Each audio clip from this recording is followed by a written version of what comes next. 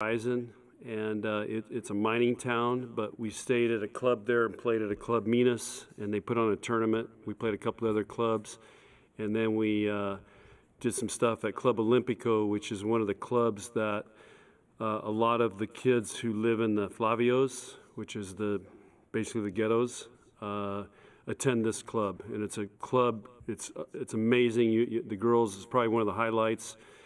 It's the kids can come there and do all the sports, Brazilian sports, and they have a gym there, a volleyball gym. We did an inter-squad scrimmage in there. They have a pool, just a great setup. And so that was a highlight there. Then we went to Rio, Copacabana Beach. We stayed on the beach, which is amazing, but it's a tourist area, and it was a low season there. But from there we went and played. Each day we would drive to the military base, and at the military base, that's where we played the tournaments. We played the U-21 team and the military team. We had two great matches with those guys in their gym on this military base. So we actually went in, and in the second night, we played the military team for the tournament championship. They brought all the soldiers in. I posted, they had bagpipes, band.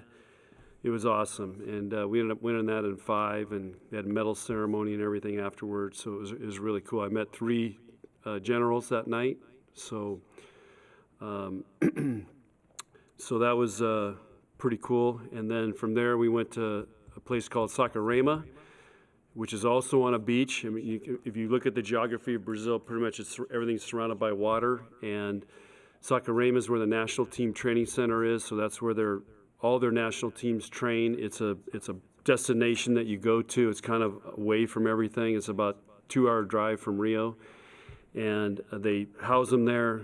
And we actually ate meals there. They didn't have room for us to stay there in the dorms, and we played the U-19 team that the next day left for France, and they're preparing for the World Championships. I started talking to some recruits today who in the USA team will get about 10 days to prepare for the World Championships and then go. Brazil team's training all summer, playing all over the world, preparing for the World Championships that are in August.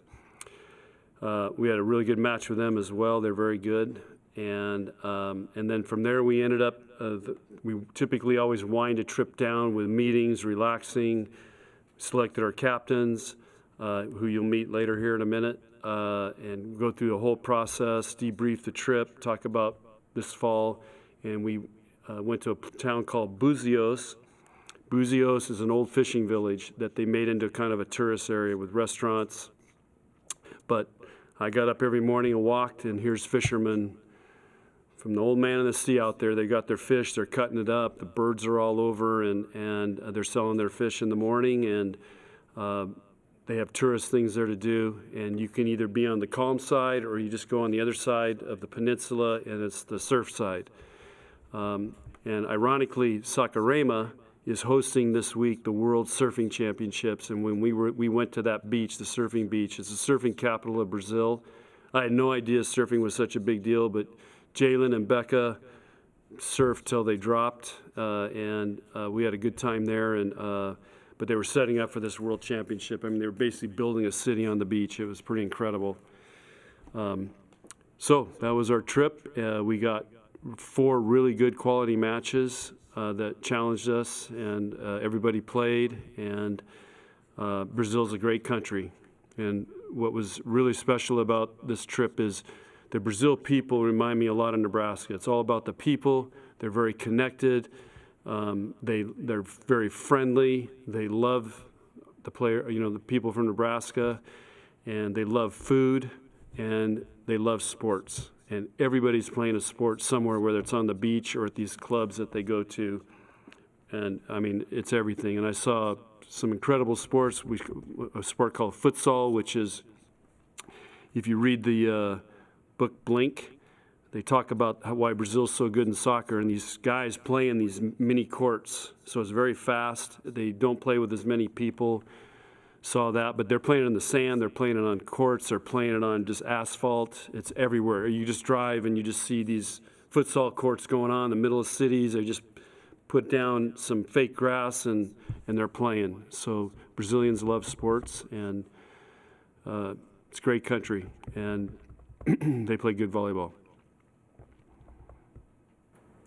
How's that for a geography lesson?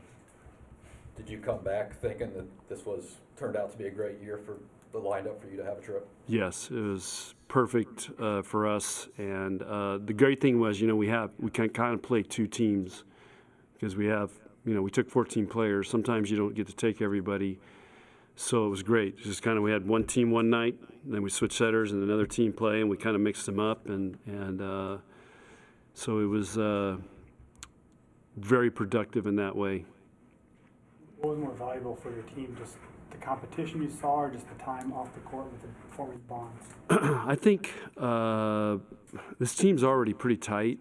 I just think, first of all, being together for that long, you continue to build that. And we were in beautiful places, which help. There's no distractions, but just, Brazil plays a different style. We actually played international rules, so we played some matches where we played their rules, so our middles had to serve. Our middles had to play defense. We couldn't, a couple games I went 6 subs, that's all you get, and it's only one time in and one spot. So, I can remember the down ref coming over, and he's like counting 5, 6, because I think he thinks I'm gonna go through it. And so that was, really good because they've got to do everything, and it prepares them for internationally. And but I think the main thing was, just being together and building relationships, and they did a fantastic job of that. You had a lot of close sets and matches there towards the end. How did you feel like your team performed under pressure? We won a lot of close games. I think we only lost one close deuce game. So we won all the other ones. So I saw them step up. We were down, I think 24-21 in a game, and we made 3 unreal plays to tie it up and then won it. And that was. They were big time plays. So it's good to see your team step up on the road like that and be able to win those. And then you just see it deflated. The Brazil teams can get deflated pretty quickly. They're very emotional. They're playing either on fire or they're kind of moping around. And so we had a good learning lesson for us. We always want to try to be consistent in what we're doing, whether we're ahead or behind. So that was cool. Until we played the U19 team, that team impressed me the most because they played more like we do here in America, emotionally and mindset-wise. This isn't your first international trip. What sort of things typically pay off during the fall that you can kind of correlate to this international trip? Well, first of all, we got basically an extra month of training. Okay, so that right there is a huge thing. Second thing is we now know our captains. We now know what they need to work on between now and then. When we start in August. And I just think our level of confidence is higher because we've played more, and this is a young group, so it's a very young group. So just having that game experience I think we've coupled on our international trips. We won national championships after those trips, so these trips are definitely worth it.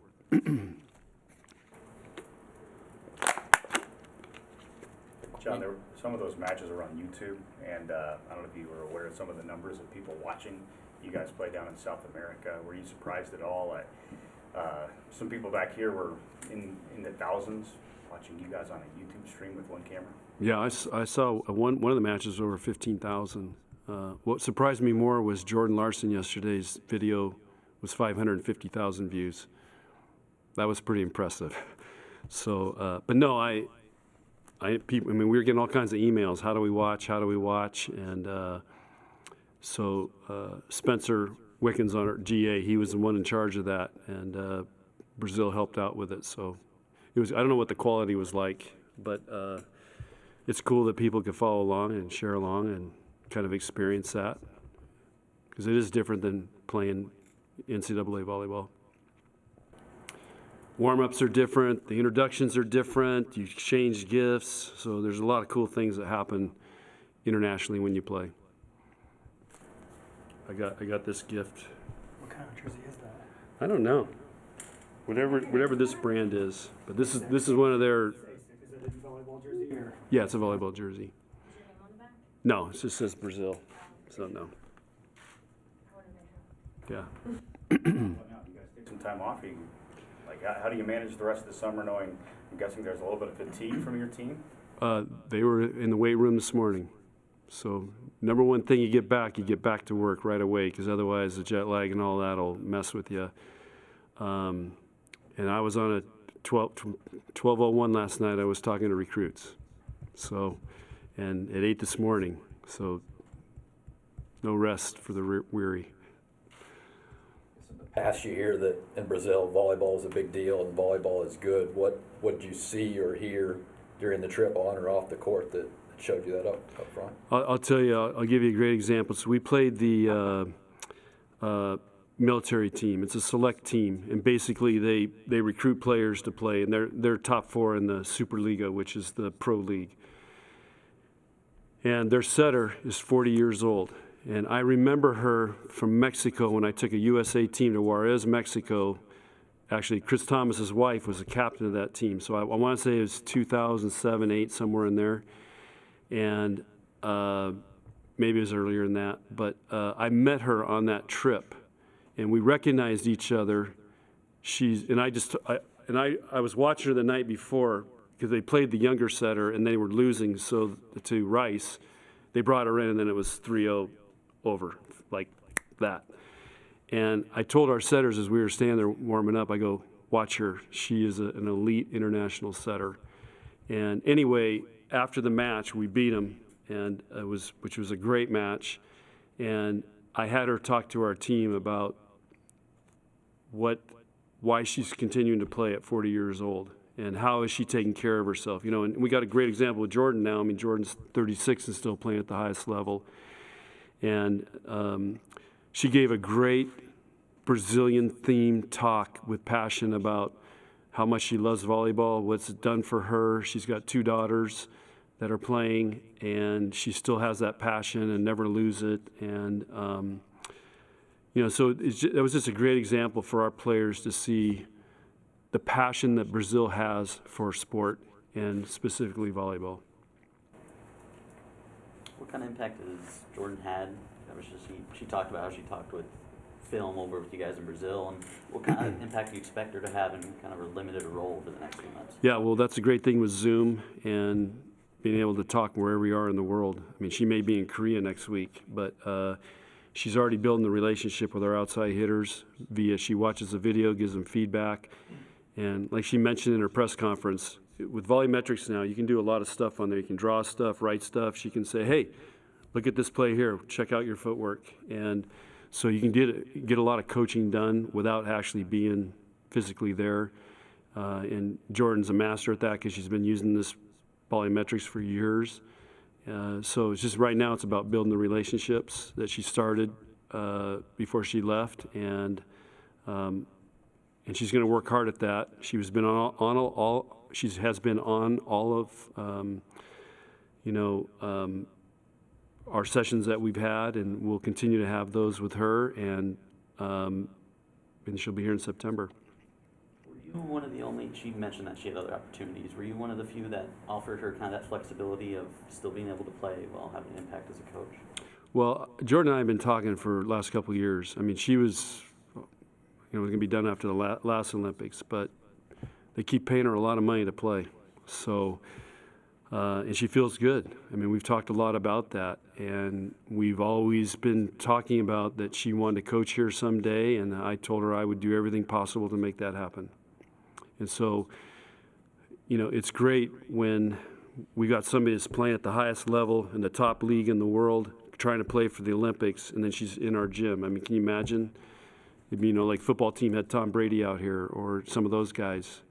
So, or, you know, Michael Jordan's hanging out with our basketball team and helping those guys. So it's just, she has a different presence and a different feel and a different look how she sees things, and she's a great communicator. She's going to be a great coach. sometimes there are things in life that we really want and it can't happen, but what did that mean to you to know that this is something you've wanted forever and you actually are making it happen? To me, the greatest reward in coaching for me, love to win, love to do all that, but the greatest reward is when I see our players go into coaching or come back here and coach. And so Jordan's, it's been Kelly, it's been Kayla, it's been Danny, Lindsay, Laura Pilikowski was our strength coach for several years. So to me, that is the validation for everything that I try to do in coaching. That validates it for me that we're doing the right things, that they want to come back and be a part of this and put up with me some days. And Jordan had a great line. She said she wants to help the next generation of volleyball players. And we can use that in recruiting because we're recruiting the next generation of the volleyball players in this country for the Olympics and the national team. And a lot of these kids aspire to that. And the fact that she wants to give back, and again, it's the 40-year-old setter I just talked about. They still have that passion and that fire, and it's inspiring to be around people like that have been doing it so long and they still have that.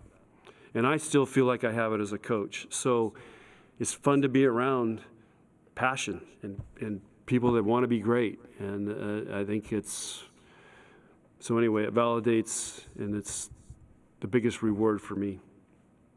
John, could you just talk about maybe the infrastructure you've built around yourself in the program? I mean, bringing in Jordan, joins like a really talented young staff, all these top recruiting classes coming in, just about maybe the infrastructure you've built.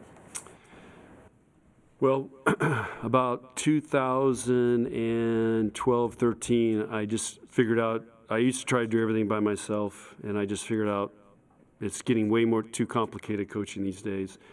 So I decided to build a performance team around our team, and so I wanted to get the best people. And if you study successful people, they all have great people around them. I asked Zé Roberto, who coaches the women's team, who's won several gold medals in Brazil. I asked his guys down there, some of his guys that work with him, I said, what makes him so great? He surrounds himself with great people. That's the first thing they all said. He surrounds himself with great people. And they have a huge team that all those teams have about 8 or 9 people with them.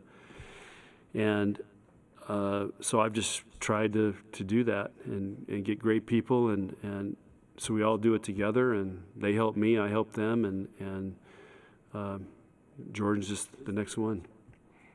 What were the negotiations like with her, and why now did it finally work out for her to come back? I think Jordan decided she wants to settle in Nebraska, and so she ended up,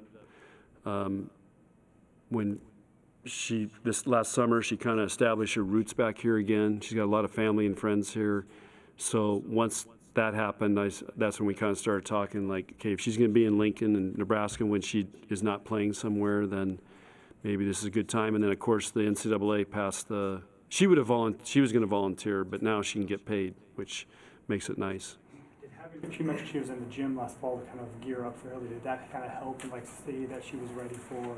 Totally, because I mean, she's had a challenging year. I mean, just her lifestyle is challenging in a lot of ways.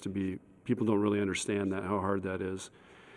But I saw how happy she was in our gym, and I think before she left, I said, "You feel good here, don't you?" She said, "Yeah." I said, "Well, we got to make this happen." And that's when I said, "I think this is what's coming down the pipe," and so let's keep talking and worked out. So I think it's great. Coach, you've spoken to in the past what kind of opportunity Nebraska can present to women athletes. I'm sure you've heard by now Jordy Ball is going to be joining the softball team. Can you kind of talk about what that might mean for the other sports your team included? Well, it's been a hell of a week for especially women's sports. And, I think Trev is trying to change our culture here and get back to maybe what we used to do and try to be the best at everything. And he's raised the bar. And now you see Jordy Ball come back. You see Jordan Larson come back. You see, a lot of great recruits are coming here, and people want to be here. And I think we're making a commitment that we want to be the best, and you do that through facilities and support, and now we're seeing the results of it. So it's pretty cool. And you know, Merritt Beason could have gone anywhere, and just hearing her talk on our trip about why she wanted to come to Nebraska. I mean, those are all the things that validate all the things that we're trying to do. And you could ask her about it. She does a really good job of communicating, you know, how all that worked for her and what she sees in Nebraska. And now I can go share that with, we started recruiting at 12:01 last night with the 2025s, and we're able to share some of those things, you know. Must be pretty cool if Jordan Larson wants to be back here, you know, so I think great things are happening, and we got a lot of momentum. And I think, I don't know, once you're a Husker, you're always a Husker. So I'd like to say, I think Jordy Ball has always been a Husker. What went into determining the two captains that you chose for this season? So every year we always struggle with captains and leadership, and since we had such a young team, we did several leadership classes throughout the spring. We asked, and we said, it's voluntary if you want to go. Everybody showed up. Then at one night we said, okay, if you want to be a captain, get up and talk. Everybody got up and talked. So we continued that theme on this trip, and we did the same thing, and then Buzios, which is our wind down, we went through another one. Okay, who really feels like they're ready to be captain? Now, in knowing this group and knowing what it's going to take, and 6 of them got up and talked, and then we let the team in individual meetings tell us who they thought should be captain, and it was pretty clear cut.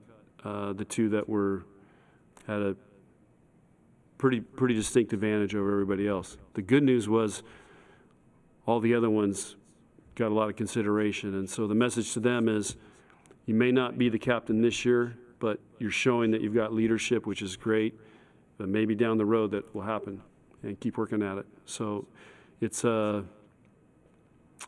I think it was an awesome process, and I was blown away by the job they did getting up and talking about how they felt about that. And I think that's one of our jobs as coaches is to they're just not volleyball players. We're creating people that are going to raise families, go in the workforce, play professionally if they want to, and we want them to have leadership qualities.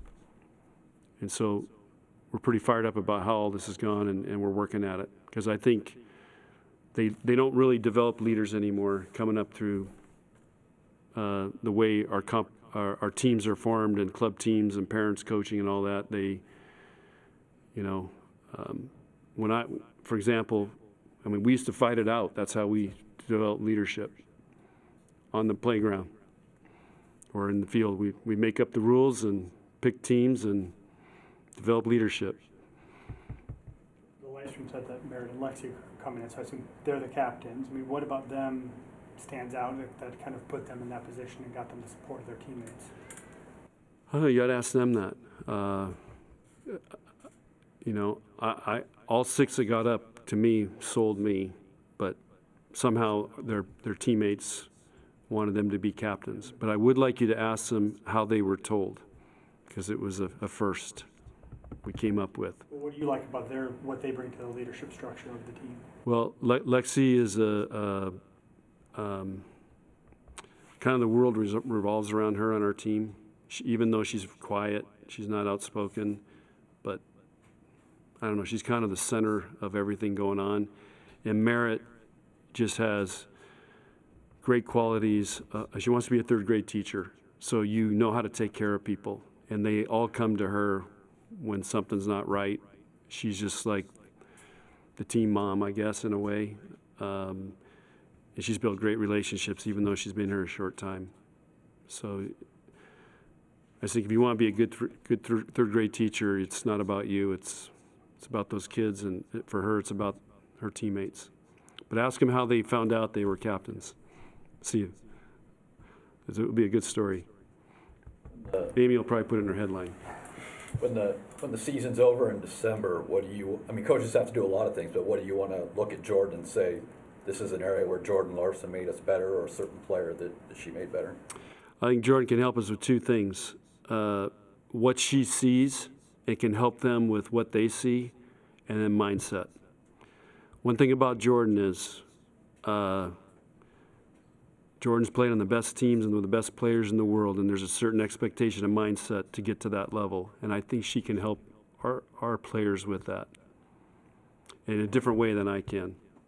When you told your players that Jordan was going to be coaching them, how did they react, and how have these recruits that you've been talking to for a few hours, how have they reacted to that? Well, a couple of our players cried, and then they said they didn't believe it. So that's how our team, and then the recruits are just kind of like, they're in shock, you know. So anyway, it's a big deal, and you know, again, you got to put yourself in their shoes. They're 17, 18, 16 years old, and here's the greatest player ever in this country is talking to you or going to coach you, and you know, it's pretty intimidating in a way. So I think they're in awe. Is Jordan able to call recruits yet, or should she take a recruiting test? Yeah, no, you don't have to do all that now, but she can talk. Yeah. Final questions? How do you come out of spring and training before Brazil, and Brazil feeling about your setting? We statted every match, and those two are dead even. And that was communicated to them as no decisions have been made. They're going to have to keep battling out. So both of them did really, really well. So I couldn't tell if we were starting tomorrow who would be starting.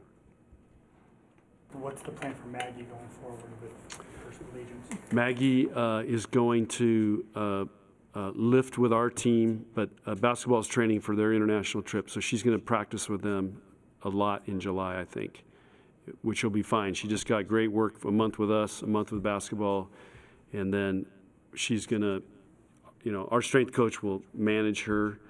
And they work together, but I think she's going to work out, she told me, with our team, because I don't know how hard basketball is going right now, and so or what their program is, getting ready to go.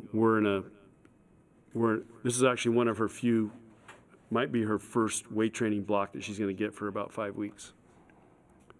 Because last year she came in, she was with basketball, and they're playing or practicing, and then she just played all year. So it'll be really good for her.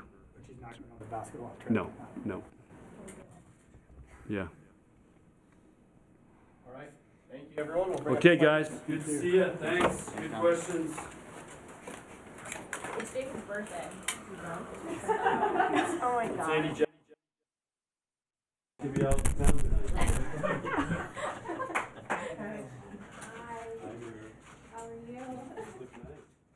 You too. I like the shirt. Yeah, I like it. Just trying to get people fired up. Yeah. What the bat? Everyone's fired up. Got it? Brazil people are going to love that. You guys your ratings are going to go up in Rio.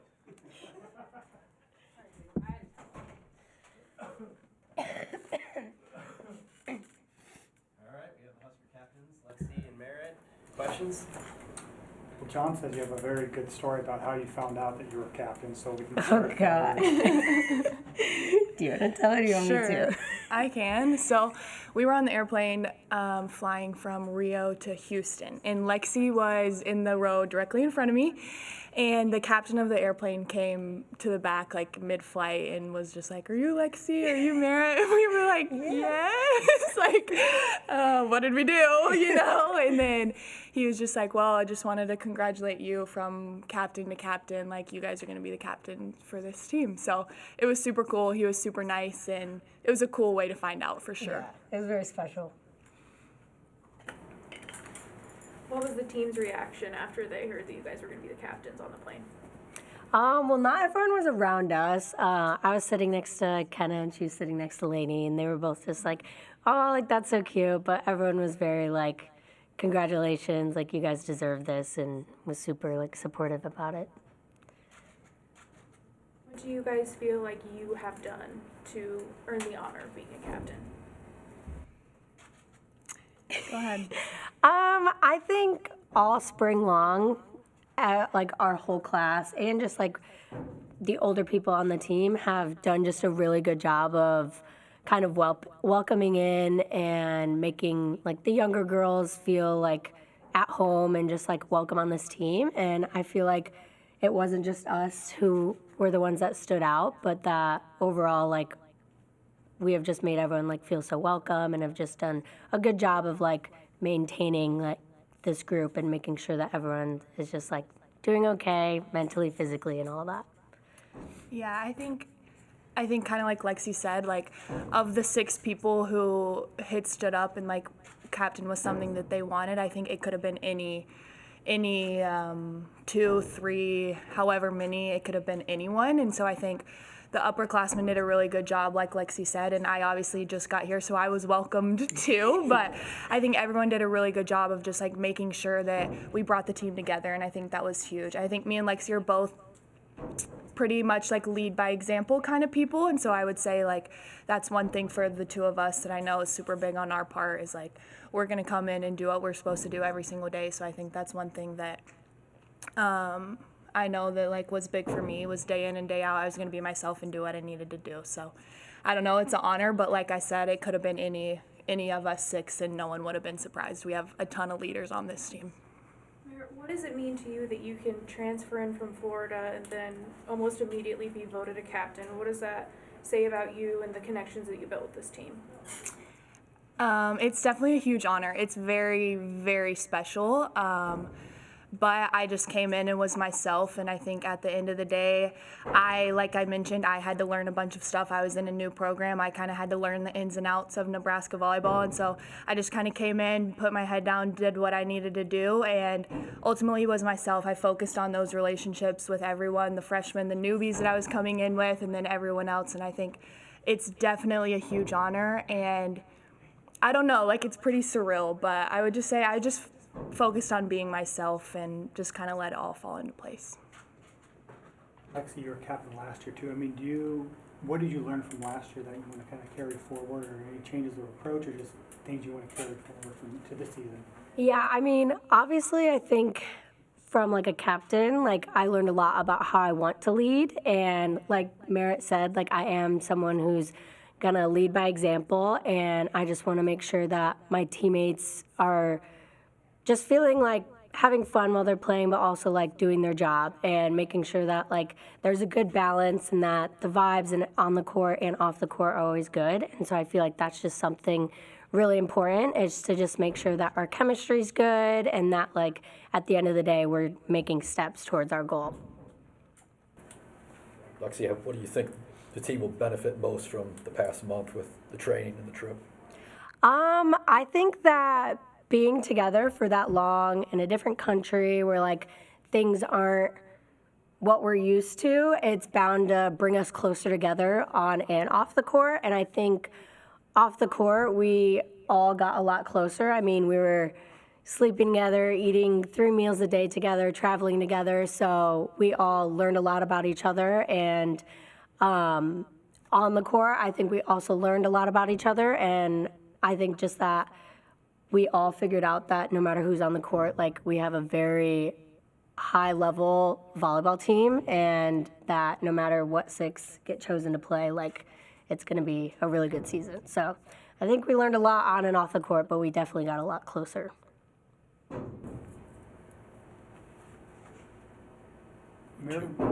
Lexi, would you go back to Brazil like 5 or 10 years from now just on a trip? I would. I thought it was beautiful, like actually gorgeous, like one of the prettiest places I've ever been. And I mean, the food was good, so like that's pretty important. Don't want to go somewhere with bad food, but yeah. And the volleyball was fun. The culture around volleyball in Brazil was pretty cool. So yeah, I would definitely go back. Where was the most memorable part of the trip for you? I would say when we played the Brazilian military team, it was super cool. We were on their home base, their home field, and so a lot of people came to that game, and it was really cool just to like see how they did things in Brazil. I would say that was definitely the most special match, just because it was kind of like obviously Bob is great, but we kind of got to go to their Yeah. Bob in a way, you know? So I thought that was really special and a really cool thing to experience. Lexi, with the freshmen and the transfers, how important is an overseas trip like this? John has talked about it in his other teams he's taken to China and other locations, but now that you've experienced this, how do you feel like a 2-week stretch like that maybe brought this team closer together, and how could that benefit this group as you head into the season in a few months? I think it's really beneficial, especially for the younger girls. So we do have 5 freshmen. I think giving them kind of a little jump start to what like this season's going to be like was very important, just for them to kind of shake out some nerves and get used to like playing at this high level. We did have like our whole spring, but we only had 1 match, and so getting to go on this trip and get even more training and more experience at like the college level, I think was really important. And then like you said, getting a lot closer. I mean, I don't think that you can get much closer than traveling across the country for 2 weeks with each other. So I think down the road, when we're in kind of some tough games or just like a tough part of the season, like this trip will definitely be something that will help us kind of stay together. When Coach Cook told the team that Jordan Larson was going to be coaching you guys, what was your reaction? Oh, I think we were all stoked. Yeah. Like it was really good news for everyone. Everyone was really happy about that. We walked into practice that day and she was in there and we were all whispering to each other. We were like, what is she doing here? Like, what's going on? Like, I think it was just very much like the reaction that you would expect, like jaws on the floor, just like so excited. It's a great opportunity to be coached by her, and it's really special because she was in our shoes, and so I think that'll help us a lot too, not only having her and Kelly both just, we have someone that we can relate to day in and day out, and so I know like as a pin, that's really special for me. I know the setters love having Kelly, and so I think it's going to be really fun in the fall. Agreed. Lexi, she was in the gym last fall. What kind of impact did you see Jordan when she was practicing with the team during that time?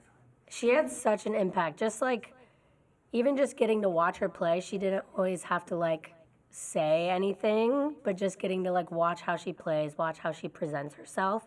I think everyone from last year's team learned a lot from her. And then what she says, she has so much like knowledge of the game that any feedback she's giving you is really impactful. Merritt, since you arrived in Nebraska, you've had quite the, when you went through the spring game, which was really something special. You've gone on this international trip.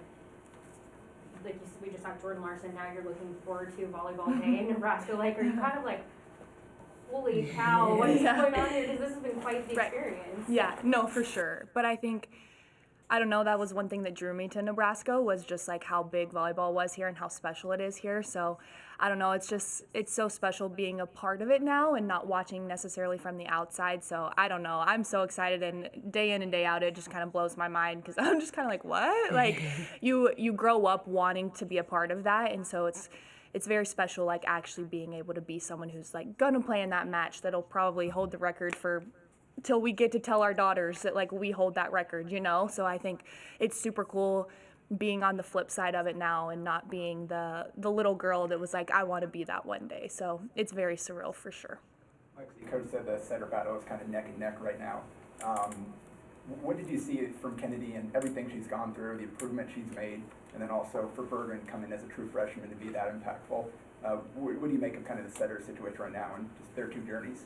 I think, yeah, like you said, they both have incredible journeys, and knowing Kenna for the past 2 years, I think she has grown so much as a player and as a leader. Like kind of we said in the beginning, any 6 of us that stood up for captains could have been captains, and I think she is a great leader, and she has kind of helped Bergen also with her coming in as a freshman. She's kind of, I mean, they're both setters. They practice together all the time. They're always like in meetings together, and I think she's done a great job of just welcoming Bergen, and it's really good to see just that no matter if she's the one playing or not, like she's always gonna be the loudest cheerer and the one who's like encouraging everyone. And then to see Bergen and her confidence at such a young age is really, really inspiring, and I love playing with her, and she just brings so much passion and joy to the game, and I'm just excited to see how much she continues to grow and thrive and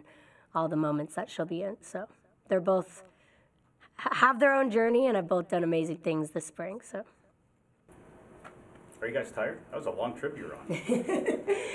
Not too bad, actually. Yeah, the last 2 days that we had when we were there were more kind of just like chill, relaxed days. So that was super fun. We didn't necessarily have volleyball those last couple of days, so we were kind of just able to relax, like Lexi said, grow as a team, just have a lot of those conversations. So, I mean, obviously it was 2 weeks on the road, so we're definitely a little bit tired, but we lifted this morning, so we're ready to go. How'd that weight hit you this morning? It was okay. A little sore, but that's okay. What's your plan going forward too? Are you two in charge of the summer workouts, or how do you kind of organize the team before fall camp starts in 1.5 months? Well, our strength coach will kind of organize all that, but yeah, we're pretty much in the weight room, just trying to get stronger, faster, get ready for the season pretty much all summer long, and we'll get in the gym when we can, try and do open gyms before camp starts. But yeah, I think we're still all really determined to keep getting better. We all know that there's things as a team and individually that we have to work on, so I think we're all bought into doing that.